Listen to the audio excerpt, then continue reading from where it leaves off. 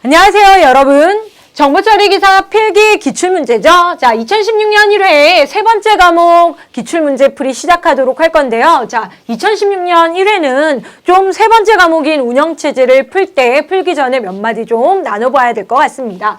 자, 세 번째 과목 운영체제인데요. 여러분, 제가 필기 오리엔테이션에서 고득점 받을 수 있는 과목 몇 과목을 설명을 드렸었는데요. 그 중에 운영체제가 고득점 과목에 속했었어요. 왜 그러냐면 여태까지는 운영체제라는 과목이 기출은행에서 정말 문제가 동일하게 반복 출제가 되는 과목으로 여러분이 15문제 이상은 당연히 맞고 17문제에서 만점까지도 맞으시는 분이 많이 나오는 과목이었어요. 그런데 2016년 1회는 이 운영체제가 아주 고득점, 최고득점, 만점까지는 좀 불안할 정도로 새로운 문제가 좀 등장을 했는데요. 자, 이 변화가 있다라는 거죠. 자, 출제 경향이 바뀌는 건 아니고요. 이 기출문제가 좀 재구성되는 과정에서 각 챕터별로 뭐 운영체제의 기본 문제가 2문제 나오던 게 안 나오거나 1문제가 나오거나 이런 조정이 약간 있었어요. 그래서 좀 당황은 하셨을 수 있으나 자, 운영체제는 절대 과락 나올 수 있는 과목이 아니에요. 여러분, 기출문제 꼼꼼히 공부하시고 또는 자, 기본 핵심 이론, 기본 정규과정에서 핵심 이론 꼼꼼히 하셨다면 자, 이 과목은 15문제 이상을 항상 맞으실 수 있는 과목입니다. 만점까지는 좀 힘들 수도 있어요. 왜냐하면 신규 문제를 문제은행 재구성하는 측면에서 이 출제위원이 3문제에서 5문제 정도를 새로운 문제는 아니고요. 좀 관연도 기출 문제를 재구성한 문제를 투입을 하고 있습니다. 자, 2016년까지는 괜찮아요. 자, 2017년 됐을 때 운영체제 쪽에서 그 보안 쪽이나 실무 쪽 뒷부분 챕터의 문제가 한두 문제씩은 좀 더 들어가겠죠. 하지만 여러분, 정보처리 기사에서는 운영체제는 핵심 이론 꼼꼼히 공부한다면 15문제 이상은 반드시 맞을 수 있는 과목이에요. 걱정하지 마세요. 과락 안 나옵니다. 자, 이번 회차 한번 분석을 해봤는데요. 실제적으로 20문제 중에 3문제 정도가 정말 옛날 관연도 문제죠. 또는 기능사나 뭐 다른 쪽 문제, 산업기사 쪽의 문제를 재구성한 문제가 3문제 정도 있었어요. 뭐 비중으로 따지자면 예전 같으면 뭐 기출 100%입니다 라고 했던 걸 좀 새롭게 구상한 좀 낯선 문제 한 3문제 정도 나왔어요. 근데 이제 뭐 4문제까지도 봐서 4대1 비율이라고 제가 한번 여기 정리해 봤네요. 자, 그 무엇보다도 우리가 이 공부하고 가니까 우리가 보는 시험이 중요한 거죠. 옛날 시험이 중요한 게 아니고. 자, 41번 분산 시스템 문제가 나왔습니다. 자, 이 문제는 B형 풀고 있습니다. 자, A형, B형에 있어서 예전과 다르게 문제의 진행 순서가 챕터 순으로 되는 게 A형만은 아닙니다. 자, 이 2016년 1회 운영체제의 특징은 저 분산 운영체제 문제 챕터에서 한 2-3문제 조금 더 출제 비중이 난이도는 높지 않은데 내려고 노력을 하다 보니까 이런 문제가 나왔습니다.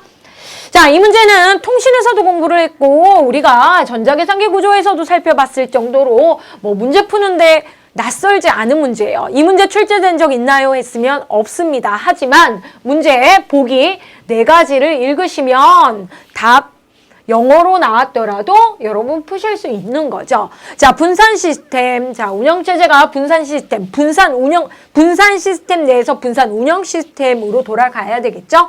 자, 그러면 여러 개가 있다는 얘기니까 공유되는 하나의 버스가 시스템 내의 모든 노드를 연결하였다. 여기서 말하는 노드가 시스템 얘기하는 거죠.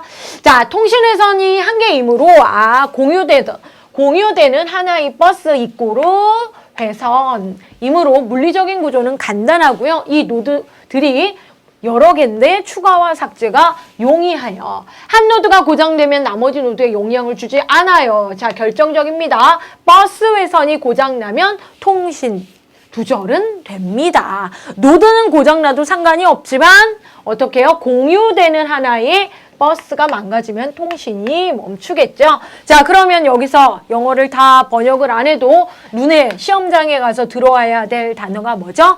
버스, 커넥티드, 버스 구조 얘기하는 거죠. 자, 멀티 액세스, 버스, 커넥티드. 그쵸?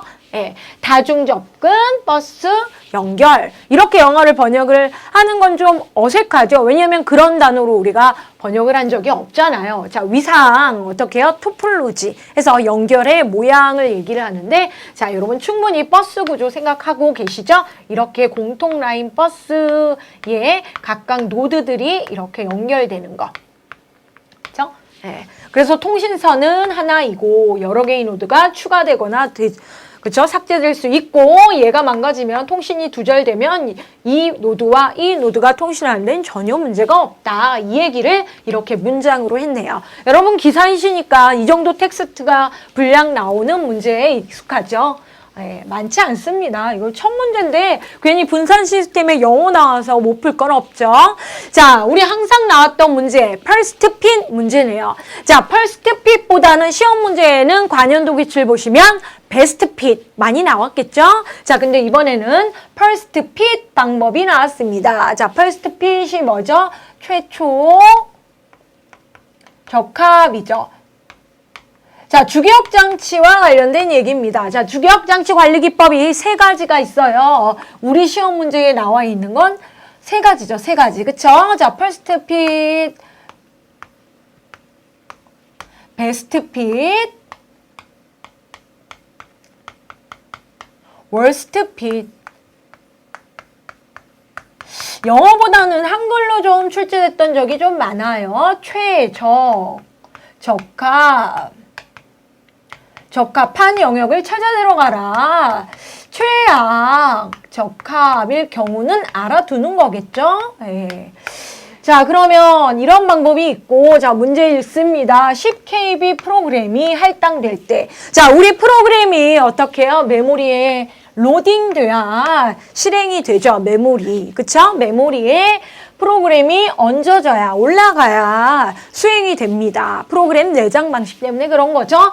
자, 그런데 이렇게 영역이 하나, 둘, 셋, 네 개로 분할되어 있죠. 자, 그 중에서 이게 다 지금 빈 영역, 빈 영역, 빈 영역, 빈 영역입니다. 자, 이 문제 오히려 그 전 기출보다 간단해졌어요. 2005년도 기출, 4년도 기출 보세요. 거기 있는 그림보다 간단해졌어요. 다 빈 공간, 빈 공간, 빈 공간, 빈 공간입니다. 그쵸? 사용 중이 아니에요. 자, 다 배치될 수 있다.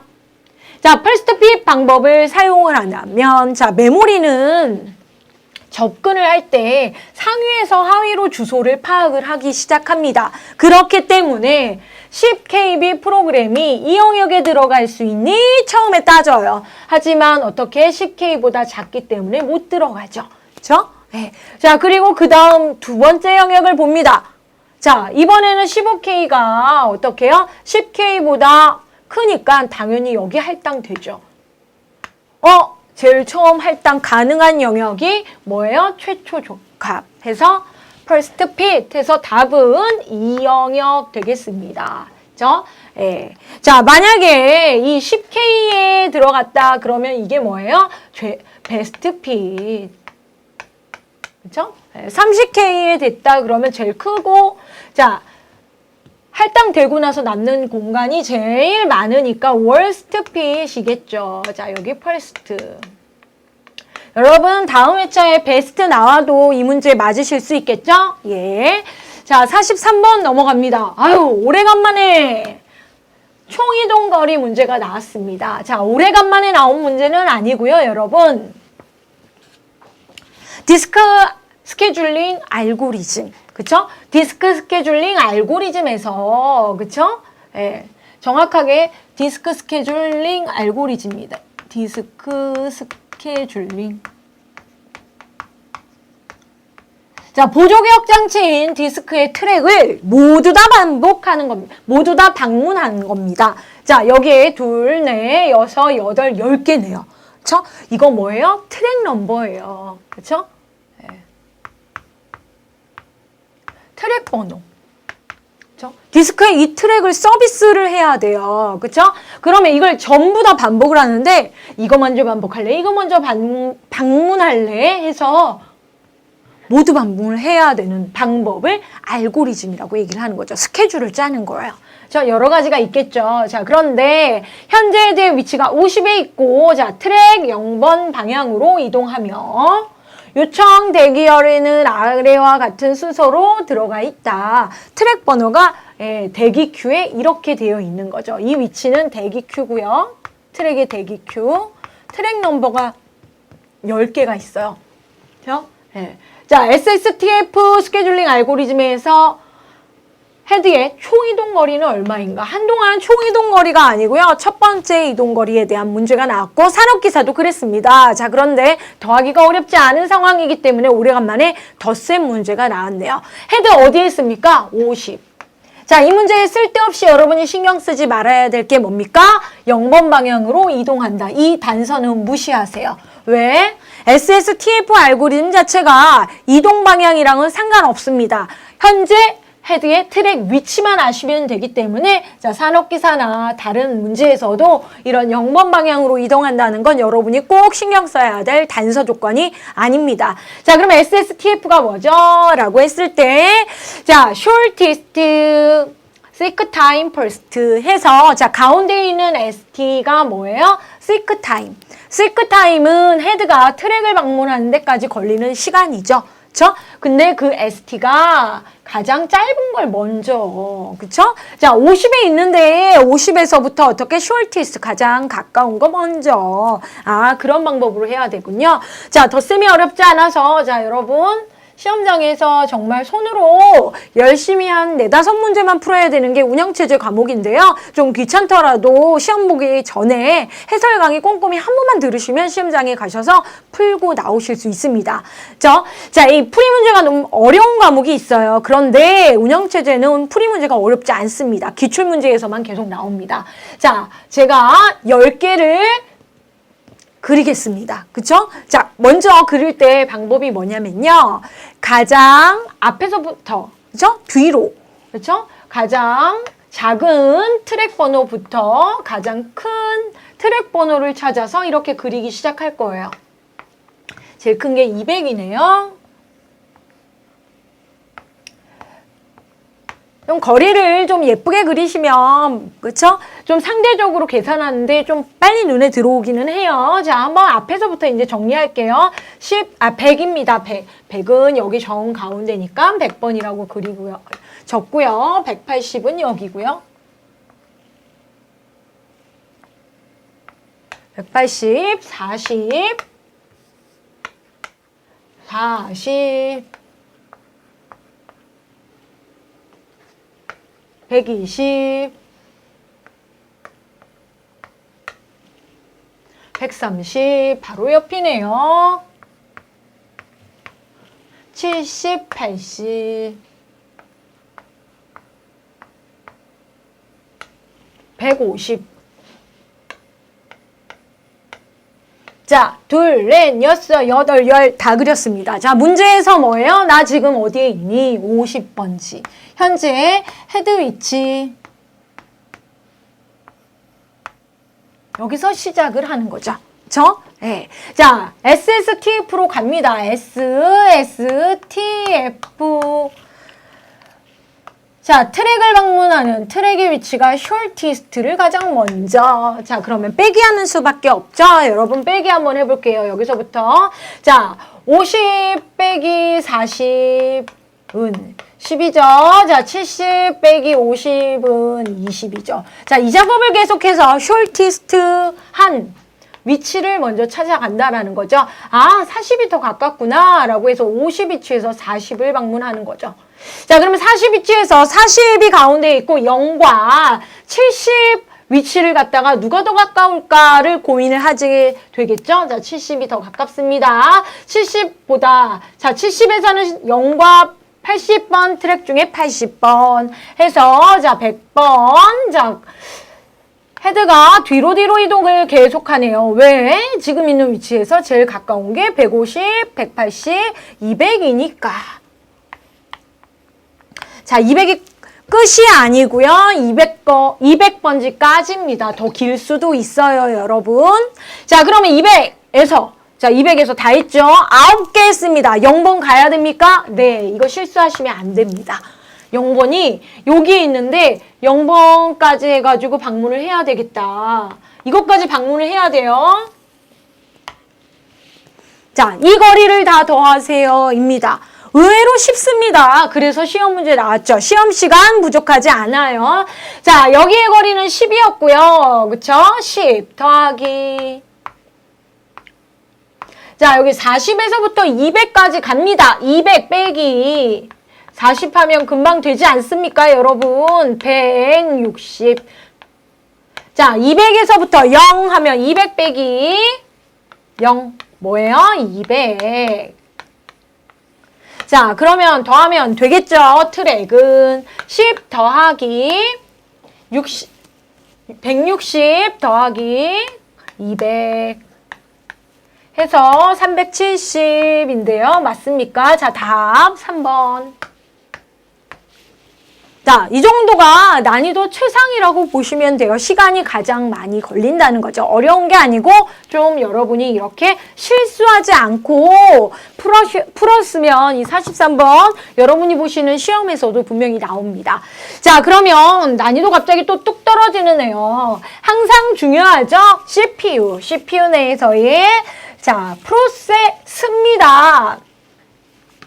자, 프로세스 관리 부분에서 도대체 프로세스는 뭔지를 묻거나, 자, 프로세스가, 그쵸? 관련하여서 생성하면서 생성하는 PCB 블록에 대해서 나오고 있죠. 자, 프로세스 상태 정보를 갖고 있는, 자, 그러면 프로세스 문제는, 프로세스는 뭐죠? 라고 나오거나, 이렇게 PCB 문제가 나옵니다. 둘 중에 한 문제가 나오죠. 자, 프로세스는 정의가 뭐죠? 실행 중인 프로그램.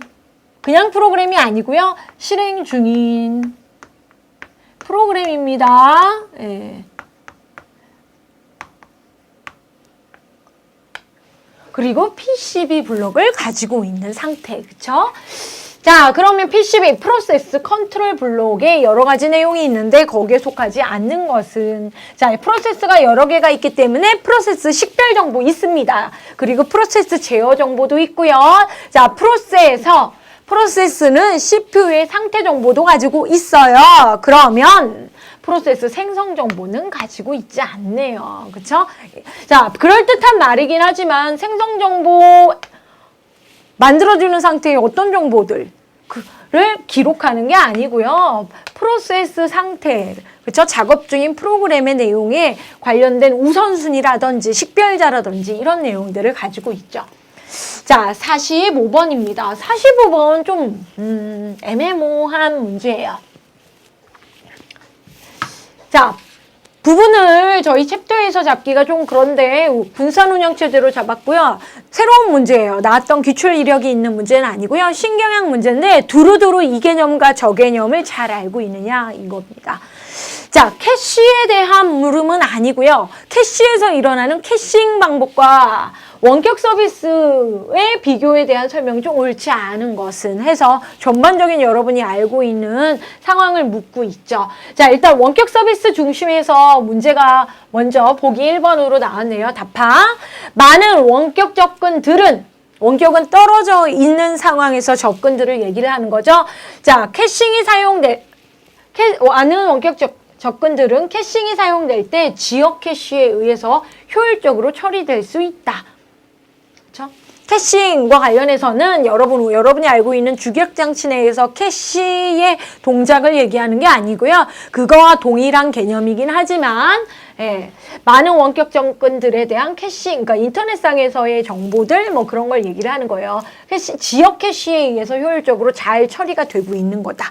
그렇죠? 예. 자, 캐시 일관성 문제는 캐시의 가장 큰 결점이다라고 해서 이 부분화하여서 정보를 그때그때 업데이트해서 최신 정보를 유지하는데 일관성 문제가 원격 서비스 상에서 있을 수 있다라는 거고요. 모든 원격 접근은 원격 서비스 방법에 사용될 때 네트워크를 통해서만 처리가 되죠. 그렇죠? 예. 왜냐, 그러니까 여기서 이 모든 때문에 여러분 이거 답이 아닐까라고 찍지 마세요. 원격 접근 기반에서의 캐싱 서비스를 얘기하는 거기 때문에 그렇습니다. 자, 캐시의 일관성 문제 또 한 번 나와요. 자, 쓰기 접근 빈도. 자, 갱신 얘기하는 거예요. 정보를, 최신 정보를 업데이트 할 때 자꾸 이 지역화된 정보 공유에 있어서 자꾸 외부에서 들어가서 정보를 갖다가 쓰기 접근을 하다 보면 이 캐싱이 힘들어하는 거죠. 그 말을 이렇게 얘기하는 거예요. 자, 쓰기 접근의 빈도가 많은 형태에서는 캐싱이 취약하다. 그죠? 정확하게는 취약하다라고 표현을 해야 맞습니다.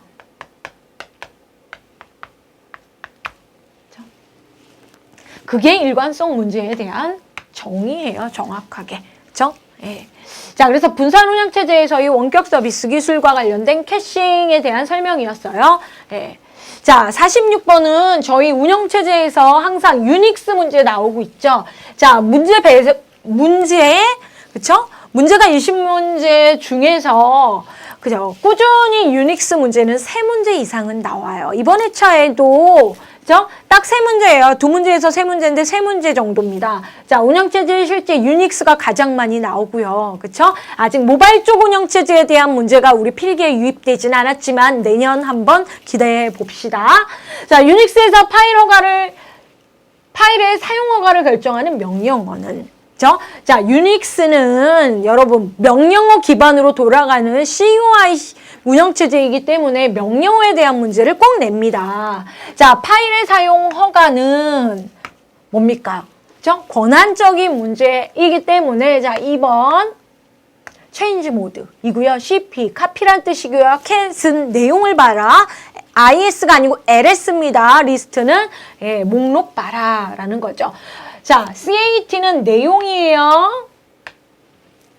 그리고 LS는 뭐예요? 파일의 목록이에요. 여러분 탐색기 하면 목록 쫙 나오죠? 예, 그거 얘기하는 거예요. 자, 그래서 주의해야 할 점은 CHMOD 모드와 CHON이에요. 오너. 자, 소유자 변경은 change OWN이고요. 파일의 사용 허가 지정은 MOD예요. 자, 구별하세요. 자, 47번. 자, 46번 같은 문제는 자주 나오기도 하지만 기사에서 난이도 하급 문제죠. 자, 이 문제 오래간만에 나왔습니다. 모니터와 관련되어서 문제가 나왔죠. 모니터. 여러분 어떻게 PC상의 그 모니터 장치를 얘기하는 게 아닙니다. 입출력상에서의 모니터 장치가 아니고요. 자, 프로세스. 그쵸? 프로세스와 관련하여서 모니터와 관련된 얘기를 하고 있습니다. 병행 프로세서. 그죠? 모니터 영어 단어 뜻 그대로 관찰하겠다, 모니터링 하겠다라는 겁니다. 자, 그러면 뭐를 갖다가 모니터링 기술과 관련해서 우리가 병행 프로세스에 대해서 얘기를 하는데 옳지 않은 것 한번 얘기해 볼게요. 자, 2016년 1회차에 기사도 모니터 문제가 나왔고요. 산업기사도 모니터 문제가 동일한 수준으로 나왔습니다. 자, 그럼 이번부터 이제 1년에 한 번 정도는 모니터 문제 내겠다는 거죠. 뒤에 가면 세마포 기술에 대한 문제도 나와요. 자, 모니터는요, 객체지향적으로 프로세스에 대한, 그죠? 그러니까 상호 배제 기술을 갖다가 지원하는 건데요. 자, 공유 데이터와 이 데이터를 처리하는 프로시저로 구성된다. 데이터와 이 데이터를 처리하는 프로시저, 처리를 묶었어요. 그렇죠? 네. 근데 이 데이터의 성격이 혼자가 아니고 여러 프로세스들이 함께 사용할 수 있는 공유의 성격이 있다라는 겁니다. 자, 그렇기 때문에 얘를 묶어서 외부에서는 정보 은폐 기법을 기반으로 추상화를 합니다. 그렇죠? 예. 자, 그럼 얘가 소프트웨어 공학에서 얘기하는 객체지향적인 관점에서 우리의 프로세스를 관리하는 거죠. 자, 그러면 보시면 알겠지만 하나의 자, 모니터와 관련해서는 모니터의 경계에서는 상호 배제가 실행된다. 외부에서 프로시저로 유입돼서 데이터와 접근을 할 때 상호 배제 기술을 모니터에서 꼭 상호 배제를 꼭 시행된다라는 표현을 했는데요. 상호 배제가 보장됩니다. 자, 그러면 외부에서도 모니터 내 데이터를 직접 액세스할 수 없다입니다. 자, 기사, 산업기사 동일하게 나왔죠. 자, 이거 모니터라는 게 제일 중요한 건 병행 프로세스에서 그쵸? 예, 상호 배제가 구현되는 얘기를 하는 거예요. 공유 자원에 대해서는 한순간에 하나의 프로세스만 그쵸? 프로세스만 접근할 수 있는 걸 상호 배제라고 얘기를 하죠. 그쵸? 자, 그래서 자료 추상화에 의해서 내가 공유 자원을 두고 그쵸? 이 공유 자원이 여러 개의 프로세스가 접근하려고 할 때 어떻게? 동시에는 안 된다. 한순간엔 하나만. 그런데 웃긴 건 말입니다. 이겁니다. 자, 공유 자원과 관련해서 이걸 처리하는 프로시저. 프로세스가 아닙니다. 예. 자, 그래서 이 프로시저가 얘를 처리를 해요. 그렇죠? 예. 얘를 처리를 하고 이렇게 외부에서 함부로 접근하지 못하도록 묶습니다. 얘를 정보 은폐합니다. 은닉, 은폐 동일한 얘기예요. 예. 자, 얘는 외부에서는 안 보이고요. 내부로 진입해야 프로시저에서 처리를 할 수 있고요. 이 외부에서, 자, 4번에서 보시면 모니터 내의 데이터를 어떻게 직접 들어가는 게 아니고 한순간에 하나만 어떻게 들어가요? 프로시저를 통해서만 들어간다라는 거죠. 직접이 아니고 간접 액세스하는 겁니다. 접근. 어떻게? 여기를 통해서. 그렇죠? 네. 자, 이 얘기를 모니터 기술이 지원을 해주는 거죠. 자, 그러면 유닉스 문제, 다음 문제도 나왔네요. 자, 유닉스의 파일 시스템은 크게 뭡니까? 트리 구조다. 그 문제일 수도 있는데, 자, 유닉스의 파일 시스템의 블록 구조에 포함되지 않는 것은, 그죠? 유닉스의 파일 시스템 매우 중요해요. 파일과 관련된 내용이 복잡하게 계층적으로 돼 있으니까. 자, 그런데 걔네들은 어떻게 블록 단위 구조로 관리를 합니다. 그죠? 자, 이게 그냥 유닉스의 블록 구조가 아니고요. 시스템과 관련된 정보를 관리하는 블록이 아닌 것은입니다. 자, 유저 블록, 사용자 블록, 부트인 아이노드 블록, 슈퍼 블록. 자, 사용자 블록이겠죠. 자, 데이터 블록. 그렇죠? 자, 부트 블럭, 부팅에 필요한 거고요. 아이노드 블럭, 시험 문제 단독으로도 많이 나오죠? 각 파일에 대한 정보죠. 이거 I예요, 여러분. 네. 자, 슈퍼 블럭 뭡니까? 파일 전체 시스템에 대한 정보를 저장하고 있는 블럭. 자, 유저 블럭이라는 용어 좀 낯설죠? 우리는 유저 블럭이 아니고 뭐예요? 데이터 블럭으로 알고 있죠. 그렇죠? 자, 그래서 실제 데이터를 저장하고 있는 게 데이터 블럭. 더 정확하게 할게요. 유닉스 파일 시스템의 구조는 블럭 단위로 관리가 되고요. 그 중에서 그렇죠? 예, 이 문제에서는 요 세 가지, 그렇죠? 예, 세 가지와 이게 틀린 답, 그렇죠? 데이터 블럭을 오답 처리해서 유저 블럭 해가지고 나와 있네요. 그렇죠? 예. 자, 그러면 디스크 스케줄링 해가지고 저희 앞에서 뭐 배웠습니까? 유닉스. 자, 앞에서 SSTF에 대해서 저 스케줄 알고리즘을 배웠죠? SSTF라는. 자, 그러면 디스크 스케줄링 SSTF 말고 FCFS도 있고 여러 가지 방법이 있습니다. 스캔도 있고 C스캔도 있고. 자, 그렇게 다양한 디스크 스케줄링을 하는 이유는 무엇인가? 그와 거리가 먼 것은. 그죠? 예, 디스크 상에 있는 모든 트랙, 서비스. 이 서비스는 이제 접근 얘기하는 거죠. 모든 트랙을 서비스하는 방법을 얘기하는 겁니다. 이걸 효율적으로 하려고 하는 거죠. 그걸 왜 하려고 하냐라고 하면 보조기억 장치에 있는 정보를 내부로 데리고 와야 되는데 그때 좀 더 효율적으로 처리율을 극대화하고 시간은 항상 단축이죠. 자, 평균 반응 시간, 응답 시간과 관련된 거죠. 자, 디스크 공간 확보랑은 관련이 없죠. 운영체제가 하는 스케줄링과 관련해서 상관이 없죠. 그렇죠? 디스크 공간 확보는 사용하지 않는 거에 대해서 정리하는 거죠. 그렇죠? 자, 50번입니다. 자, 마지막 반에 그렇죠? 50번 문제. 자, 뭐 2016년 1회차에 산업기사에서도 이 문제 나왔어요. 그리고 우리 시험에서 뭐 인터럽트 문제와 관련된 문제는 항상 기출 범위에 있는 거죠. 자, 외부 인터럽트와 내부 인터럽트가 있어요. 일단 인터럽트 돌발 상황이죠. CPU가 예상하지 못한 돌발 상황인데 시스템 타이머에서 일정한 시간이 만료된 경우나, 그죠? 예.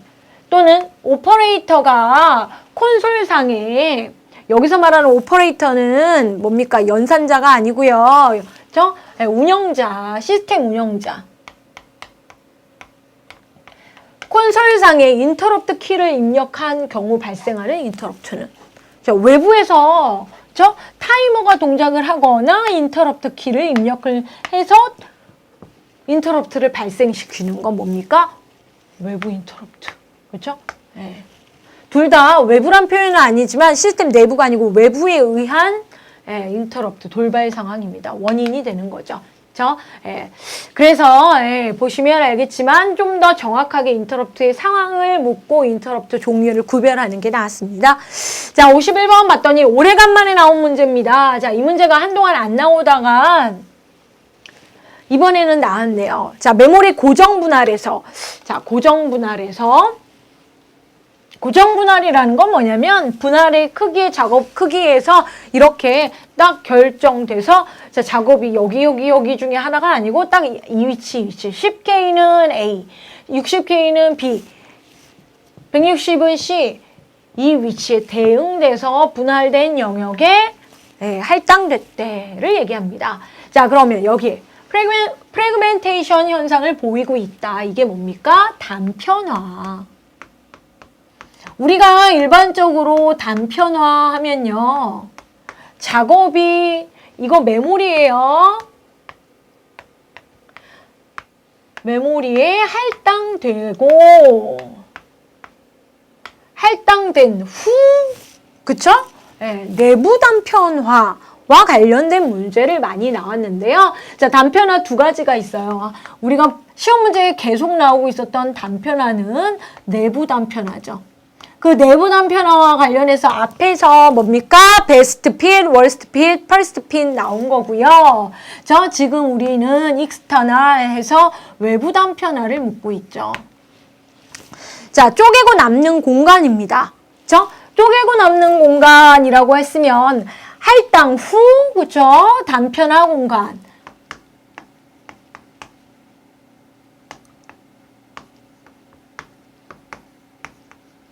이게 내부 단편화고요. 외부는 뭐냐면요. 외부는 할당이 안 된 거예요.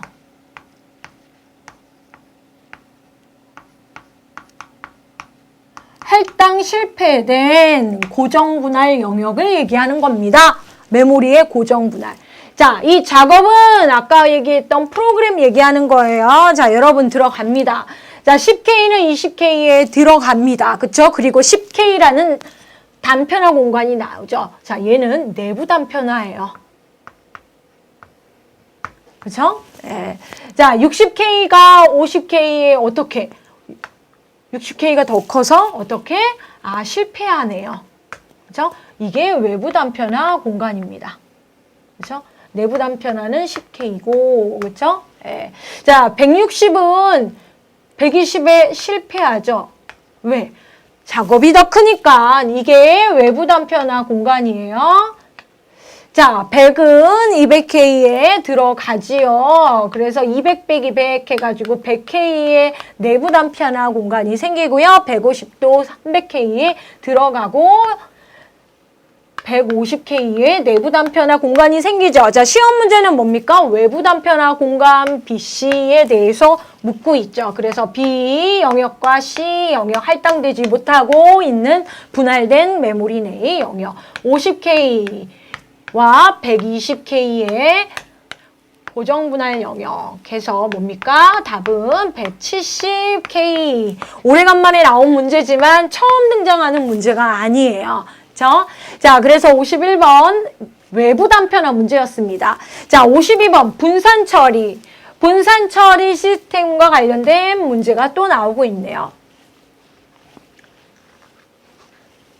다른 때보다 한 문제, 두 문제 정도가 조금 더 배점, 그 상황이 좀 더 많아요. 배정 상황이.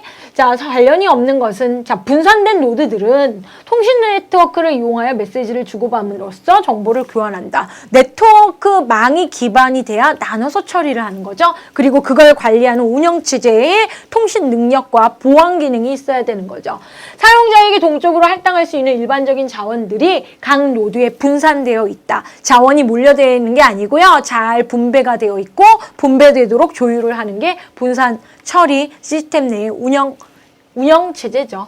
자, 시스템 전체의 정책을 결정하는 어떤 통합적인 제어 기능은 필요하겠죠. 목표는 하나의 일을 다 해야 되는데 일을 나눠서 하는 거예요. 그러면 임무를 완수하기 위해서 어떻게 운영체제가 잘 제어를 해야 되겠죠. 그래서 정말 중요하게 필요합니다.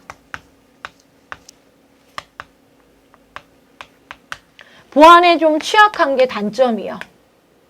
그죠? 보안 정책도 필요하죠. 강화해야 돼요.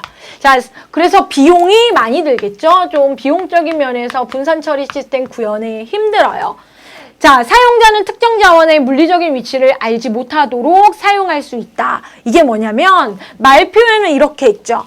사용자가 이렇게 나눠서 처리하고 있는데 어디서 무슨 처리가 되고 있고 이 분산 노드에서 처리가 되어 있고 그 다음에 뭐고 이거는 알지 못하도록 사용할 수 있다. 이 얘기 어떻게 보면 부정적인 표현일 수 있지만 이 얘기가 뭡니까? 위치에 꼭 위치뿐만 아니라 이제 더 정확하게는 투명성 문제를 얘기하는 거죠. 결과적으로 이 시스템 내에서 그 일이 잘 수행되면 된다. 이게 중요하지 사용자가 디테일하게 구체적으로 알 필요는 없도록 잘 운영이 되도록 운영체제가 커버하고 있는 거죠. 그죠? 네. 자, 그러면 53번 문제 넘어왔습니다. 자, 디렉토리 구조 중. 이거 너무 쉬운데요?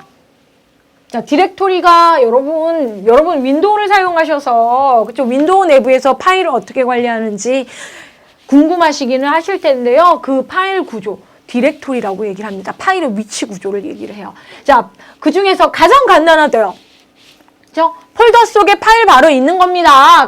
자, 디렉토리 시스템에 보관된 모든 파일 정보를 포함하는 구조. 같은, 이게 중요한 거죠. 같은 디렉토리 내에서 폴더 하나에 1단계에 디렉토리 하단에 모든 파일들이 같이 뭉쳐져 있고 1단계, 그죠? 디렉토리를 얘기하고요. 자, 이럴 경우에는 파일이 이름이 중복되면 안 되죠. 자, 파일의 이름들은 유일해야만 합니다. 자, 54번 볼게요. 자, 암호화 기법 볼게요. 암호화 기법 문제가 뭐 1년에 한두 번 정도 나오다가 이제 앞으로는 20문제 중에서 한 문제, 두 문제 꼭 그죠? 예, 추가가 될 거예요. 왜냐면 이 보안 기술과 관련해서 기본이 암호화 기술과 관련된 거 우리 운영체제에 그 전에서부터 문제은행에 꼭 있었기 때문에 여기서도 일단 개론식으로 등장하기 시작합니다. 자, 지난번 문제보다 그러니까 과거의 암호화 기법 문제보다 구체적이지 않고요. 조금 더 느슨하게 나와 있어요. 자, 암호화를 한다는 건 원본 문서를 어떻게 암호화하는 문서인 거죠. 그죠? 암호화를 하는 겁니다. 원본을 암호화문으로 바꾸는 거죠. 그죠? 네. 자, 평문을 암호화문으로 바꾸는데, 자, 그때 어떠한 알고리즘 기반의 기법이 적용이 되는데, 자, 보세요. 그때 이제 우리는 RES 또는 DES 또는 RSA 해가지고 이제 두 가지를 배웠는데, 이걸, 그쵸? 어떻게 배웠냐면, 자, 대칭, 비대칭이라는 용어로 대칭 알고리즘, 비대칭 알고리즘 뭐 이렇게 구별을 했어요. 자, 보시면 DES는 뭐 미국에서 가장 많이 사용하고 있는 표준 암호화 알고리즘인데요. DES는 대칭형 암호화 기법이다. 대칭이라는 건 동등하다는 뜻이에요. 그렇죠? 그래서 암호화 키와 그렇죠? 복호화 키와 관련해서 암호화 키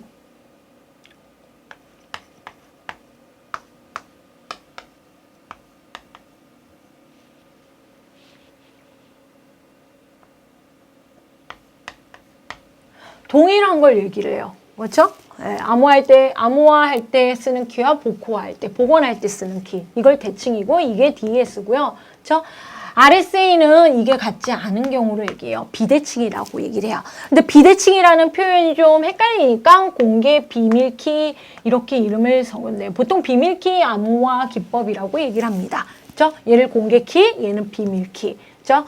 자, 디지털 서명은 비대칭형 암호화 기법을 사용을 합니다. 그렇죠? 디지털 서명은 비대칭형, 즉 RSA를 사용한다 이 얘기를 하는 거고요. 자, DES 알고리즘에서 이 키 관리는 매우 중요하다 이죠. DES에서 암호화 키와 복호화 키는 매우 중요하죠. 그렇죠? 예. 자, 그래서 답은 1번이에요.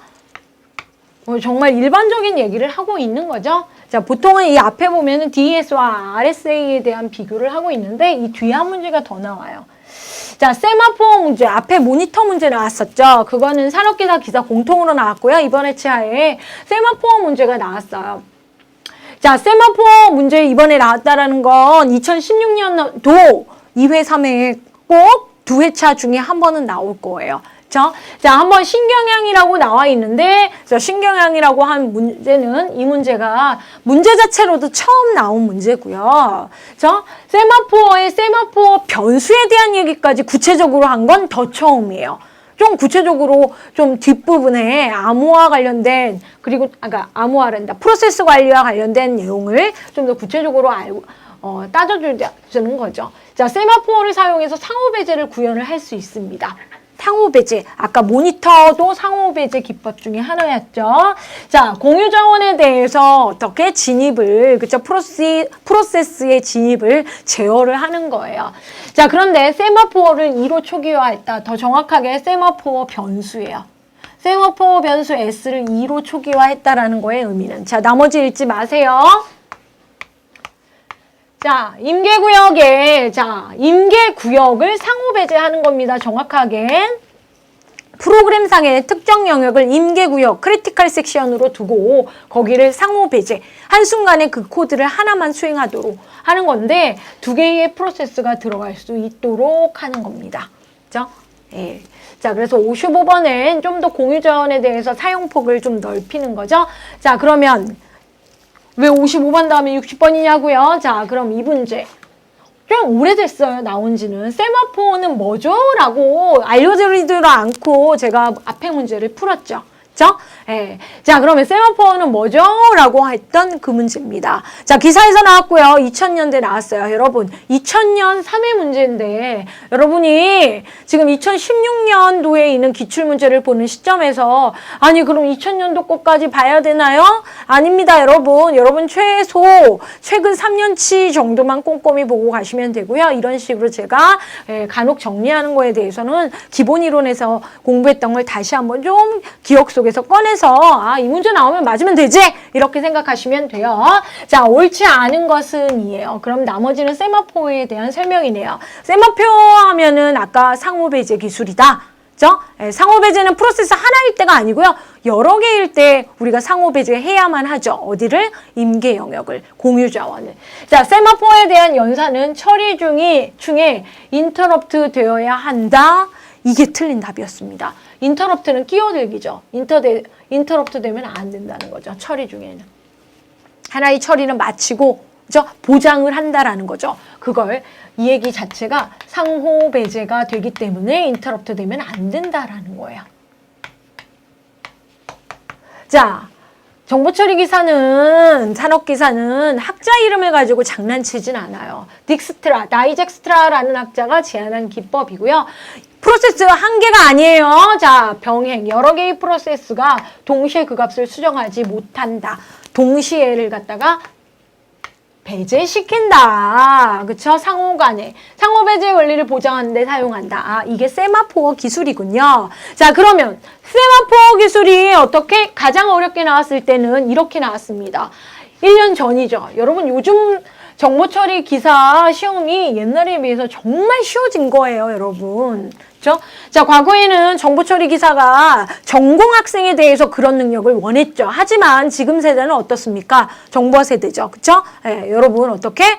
전반적으로 전공인이든 전공 아니든 IT 세상에 살고 있기 때문에 난이도를 조금 낮췄어요. 그렇죠? 근데 난이도 조정을 다시 하고 있는 시점이기 때문에 이렇게까지 한번 봐보자고요. 최상급 문제예요. 자, 운영체제에서 최상급 문제에 속해요. 개념적으로도 그렇고 이 정도로. 그렇죠? 문제가 구성이 됐다면 자, 세마포와 관련해서는 상호배제 기술인데 그 임계 영역과 관련해서 아까 우리 회차에 나왔던 2016년 1회 문제에서 나왔던 세마포어의 값을 2로 한다. 예, 그 세마포어 변수에 대해서 그렇죠? 조작하는 연산이 두 가지 연산이 있어요. 그렇죠? S는 여기서 말하는 S는 세마포어 변수를 얘기를 하고요. 이 변수를 대상으로 P와 V 연산이 있습니다. 자, P 연산은 웨이트 연산이라고 그러고요. 얘는 뭐예요? 시그널 연산이라고 얘기를 합니다. 자, 그래서 세마포어의 변수가 0보다 작거나 같으면 S를 기다리고요. 만약에 그렇지 않다, 즉 0보다 크다 그럴 때는 어떻게 하냐면 S를 마이너스 1로 빼줘야 된다라는 거죠. 그렇죠? 예. 얘는 한 개 이상의 프로시저가 S를 기다리고 있는 상황에서 그 중에 하나를 기다리고 있을 때는 하나를 진행한다. 이게 이제 상호 배제가 잘 구현되는 걸 표현을 하는 V연산 시그널이고요. 자, 그럴 땐 S가 지금 사용 중이다라고 해서 하나 더 증가시키는 거죠. 그렇죠? 자, 그래서 상호 배제와 관련된 세마포어를 봤는데 이 세마포어 변수는 원래 0과 1 또는 0과 1보다 조금 더 큰 변수를 얘기를 하기는 해요. 그런데 대부분은 0, 1 상황을 유지했는데 우리 앞에 기출문제에서는 세마포어 변수를 2로 할 때라는 좀 생뚱맞은 얘기가 나왔었던 거예요. 그렇죠? 자, 그러면 쉘과 관련된 이 문제가 무슨 문제라고 보셔야 됩니까? 유닉스 문제입니다. 자, 이번 회차 유닉스 문제 세 문제 나왔죠. 자, 유닉스 명령어 문제, 그리고 유닉스의 파일 시스템과 관련하여서, 그쵸, 그러니까 파일 시스템의 블록 문제, 그리고 이렇게 쉘과 관련된 기능들이 나왔죠. 자, 쉘의 기능이 아닌 것은 해가지고 나왔네요. 쉘이 뭡니까? 언어 번역 프로그램인데 이 보기는 처음 나오는 보기예요. 그렇죠? 정확하게는 뭡니까? 내장 명령어를 제공하면서 자, 쉘 하면 명령어 해석기.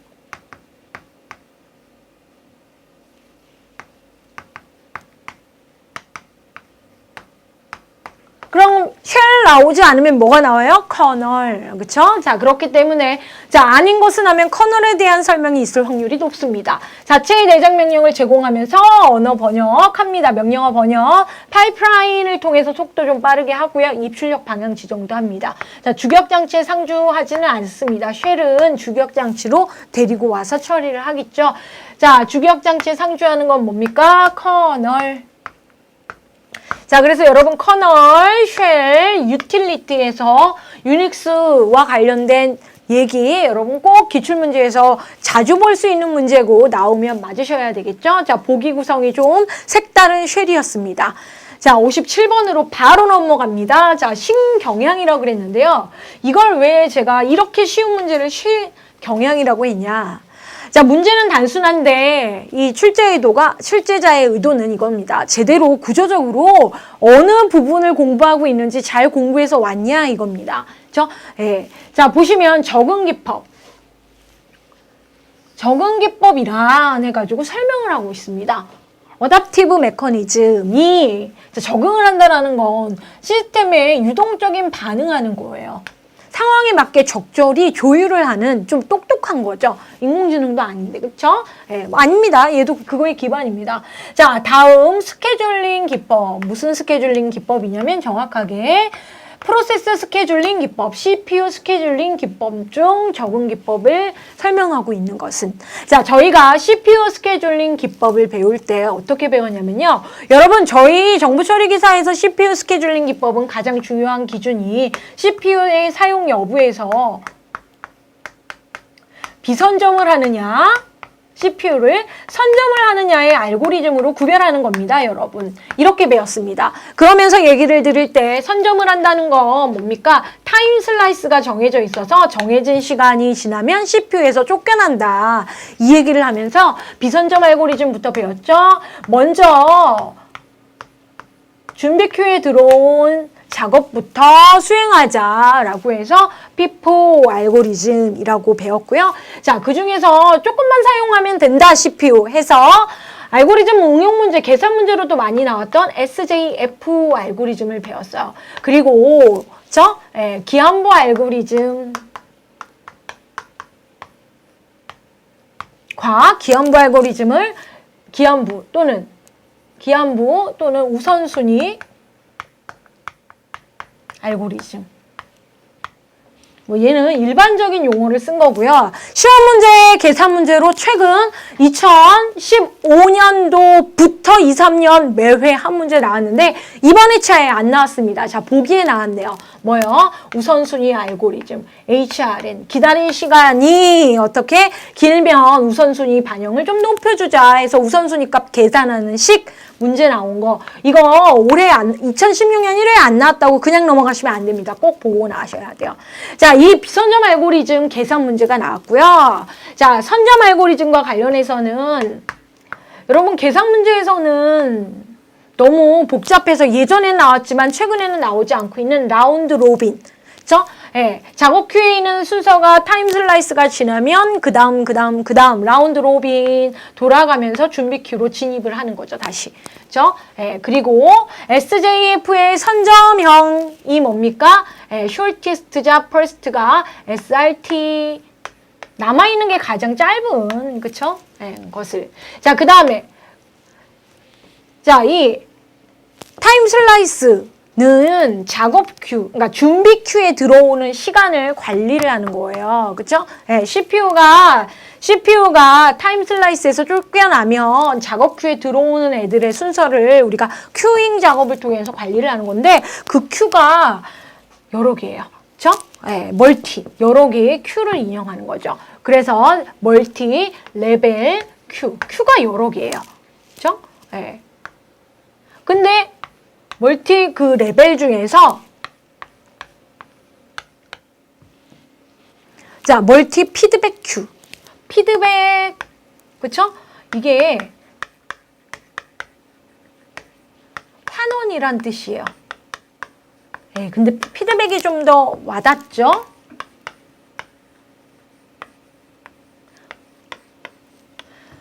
자, 이 선점 알고리즘에 대해서 그쵸? 얘기하는 거죠.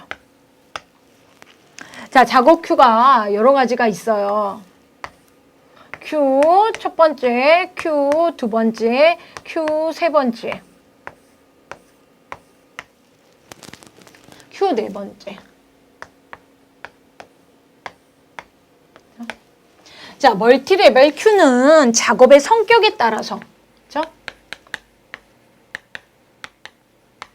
입출력 작업이면 1번 큐로, 그쵸? 예, 계산 작업이면 3번 큐로, 뭐 이런 식으로 큐의 성격을 구별하는 거고요. 여기서 있던 작업이, 그쵸? 예, 시간을, 뭐, 타임 슬라이스 시간이 이렇게 좀 더 밑으로 레벨이 갔을 때 좀 더 많은 시간 해서 운영 시간을 좀 더 길게 해가지고요. 밑으로 가면 실제적으로 비선점 운영 처리하는 거나 마찬가지로 그냥 일관되게 처리가 되는데 얘가 여기서 작업을 끝내고 나갈 수도 있고요. 그쵸? 나가지 않고 그 다음 처리로 밀릴 때 다른 큐가 아니고 그 아래 큐로 넘어가는 겁니다. 이렇게. 좀 더 시간을 길게 줘야 되겠구나. 그런데 얘가 수행되다 보니까 어떻게 해요? 다시 위로 올라가는 경우도 있어요. 그렇죠? 네, 좀 그림이 지저분하게 됐는데 자, 이렇게 해서 상황에 맞게 적응한다 해서 피드백 있는 MFQ에 대해서 묻는 겁니다. 자, 그런데 제가 이 문제 풀면서 실제적으로는 선점 비선점에 대해서 오래간만에 스케줄링 알고리즘, CPU 스케줄링 알고리즘에 대해서 정리를 한번 해드릴 거나 마찬가지예요. 그렇죠? 뭐 이 부분에 대해서는 CPU 스케줄링에 관련하여서는 계속적으로 저희 20문제 중에서 한두 문제는 계산 문제와 이렇게 개념 문제가 나올 거니까 걱정하지 마시고 공부 꼼꼼히 해가시면 맞으실 수 있습니다. 자, 이 문제 오래간만에 나왔죠. 자, 그럼 이 문제의 의미는 뭐냐면 자, 운영체제의 개요. 자, 운영체제란 이 문제가 원래 두 문제가 나와야 돼요. 운영체제의 목적 부분. 그렇죠? 운영체제의 성능 부분이 나와야 되는데 분산 운영체제 쪽으로 이 문제가 빠지면서 자, 대신에 그래도 운영체제와 동등한 시스템 소프트웨어 중에 로더라는 놈이 있습니다. 번역 단계에서 공부를 했죠. 얘 시스템 소프트웨어예요. 자, 운영체제도 시스템 소프트웨어죠. 자, 번역 기능을 자, 번역 단계에서 배웠죠. 그럼 로더는 무슨 기능을 합니까? 적재 기능을 합니다. 즉 메모리로 프로그램이나 데이터를 옮기는 작업을 하는 거예요. 그런데 로더의 종류가 어떻게 해요? 하나, 둘, 셋, 네 개로 구체화를 시켰고요. 로더 종류 중 별도의 로더의 종류가 이렇게 네 가지로 좀 더 디테일하게 나눠주는데 별도의 로더는 없대요. 그런데 언어 번역 프로그램이 로더의 기능까지 커버 수행하는 방식을 무엇이라고 하는가? 언어 번역 프로그램이 컴파일하면서 고로더, 바로 로딩까지 커버해주는 상황을 4번 컴파일 앤 고로더라고 하고 나머지 로더에 대해서도 여러분 돌아가면서 영어로 나오기는 했는데 기능에 대해서 시험에 출제가 됐습니다. 그 중에서 뭐 여기 절대 로더나 컴파일 앤 고로더가 제일 많이 나오기는 했어요. 뭐 한번 읽어보시면 컴파일 앤 고로더는 방금처럼 별도의 로더 없이 번역 후 바로 로딩한다. 로딩까지. 자, 절대 로더는요. 로딩만 정말 해요. 절대적으로. 그렇죠? 그럼 할당 연결은 프로그래머가 하고 재배치는 언어 번역이 한다라고 해서 기능이 분리된 거고요. 그러니까 절대로 난 로더 기능만 한다. 로딩 기능만 한다. 직접 연결 로더라고 나와 있는 거 우리가 알고 있는 로더랑 잘 가깝고요. 재배치 로더라고 얘기를 하고요. 동적 적재 로더 해서 로동 콜이라고도 얘기하고 필요한 부분만 그렇죠? 그러니까 한 번에 이제 로딩하는 게 아니고 부분. 그렇죠? 센스 있게 다이나믹하게 로딩 작업을 한다라는 겁니다. 자, 59번입니다. 자, 그럼 앞에서 봤던 대칭 비대칭, 공개 비공개, 그렇죠? 관련된 암호화와 관련된 설명 문제가 나왔었는데 얘는 그거와는 다르게 조금 더 이제 종류적으로 그쵸? 객관식 문제 수준에 맞게 암호화 알고리즘이 아닌 것은 자, 암호화 알고리즘이 뭐예요? 저기서 문제 나왔죠? 비밀성을 보장하는데 사용할 수 있는 암호화 알고리즘이 있다. DES가 있고요. 그렇죠? 대칭, 비대칭. 그렇죠? 공개, 비공개. 이고 자, 얘까지도 그렇죠? 암호화 알고리즘입니다. 이거는 이 DES랑 유사해요. 그렇죠? 유사한 알고리즘이에요. 그렇죠? 얘는 에러 정정하는 거예요. 에러 검출. 그렇죠? 에러 검출. 펠티비티 이용해서 에러 검출하는 데 사용되는 리드 솔로몬 코드라는 겁니다. 그렇죠? 자, 60번. 자, 저 문제 앞에 있는 문제는 객관식 문제이긴 한데 저걸 신경항으로 보는 게 아니고 그냥 새로운 문제은행 구성하기 위해서 추가된 문제인데 그 하나하나를 본다라는 게 중요한 건 아니고요. 저렇게 종류 구별하자라고 해서 앞으로 저게 가끔은 나올 거다 해서 정말 문제 구성하려고 끼워놓은 문제입니다. 자, 인터럽트 문제 2문제 나온 겁니다. 아까는 외부 인터럽트에 대해서 나왔죠? 자, 이번에는 뭐예요? 인터럽트의 종류 구성했는데요. 외부 인터럽트가 아니고 이거는 조금 더 구체적으로 기계 자체 내에서 장애나 오류로 발생하기 때문에 인터럽트가 생기는 것은 반복되는 문제예요. 이거 약간 좀 성의 없이 쉽게 여러분 맞으라고. 그렇죠? 네. 머신 체크 인터럽트라고 해서 외부 인터럽트가 아닙니다. 예, 컴퓨터 자체 내 기계적 장애 오류로 인한 겁니다. 그렇죠? 자, 그래서 이제 이렇게 해가지고 저희 마지막 문제 60문제까지 그러니까 20문제 60번까지 운영체제 문제를 봤는데요. 관연도의 운영체제 정말 쉬웠는데요. 나왔던 거 또 나왔는데요. 얘도 난이도가 올라간 게 아니고요. 조금 더 문제가 관연도 기준 관연도 문제가 좀 섞였다라는 거고요. 이제 여러분이 2016년 이후의 시험을 보시니까 기출문제의 변화하는 모습 잘 체크하시면서 어떻게 해요? 기본 이론 꼼꼼히 공부해 가시면 얘는 15문제 이상 고득점 맞을 수 있는 과목 맞습니다. 자, 여기까지. 자, 수고 많으셨습니다.